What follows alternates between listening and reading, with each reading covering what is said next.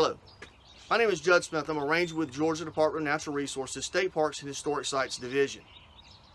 Today I want to talk to you about two programs that help build our state park system as we know it today. The first was the Civilian Conservation Corps, and the second was the WPA, or the Works Projects Administration.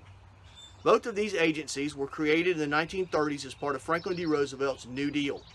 The CCC was created to put men who were unskilled back to work, that had been out of jobs, unemployed out of the factories and the farms, put them to work on natural resource projects around the country, including building state parks.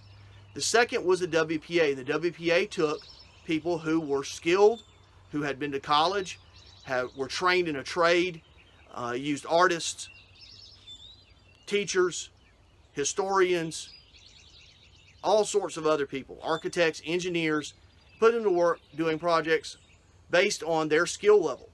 One of the ones that was really neat that they did was they allowed artists to create posters for the National Park Service to advertise the growing national park system.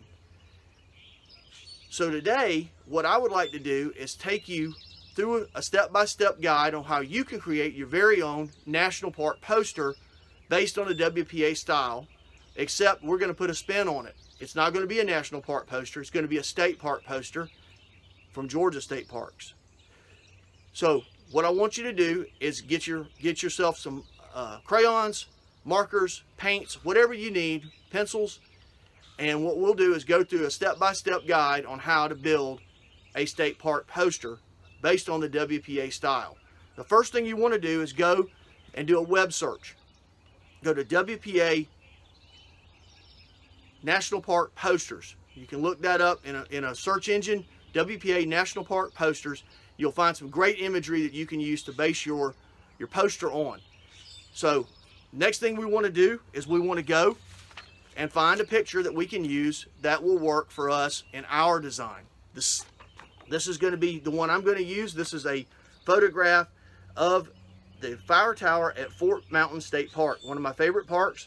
And it's a great CCC park. Like I talked about earlier, they helped build this fire tower. So I took a photograph of the tower, and I'm going to use it as a basis for my poster. Now again, you can use any image you like, but it usually works best if you find some kind of nice iconic image of your favorite state park.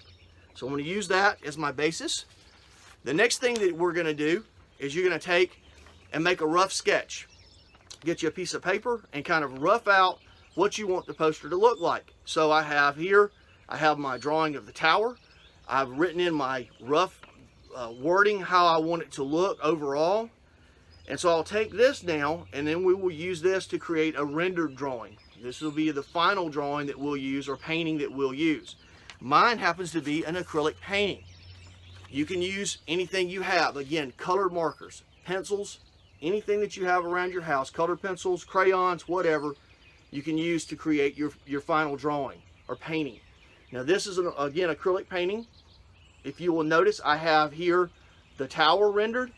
I have also added in a nice background of good vivid colors. That's very important because we want it to look like the style of poster that was done in the 1930s.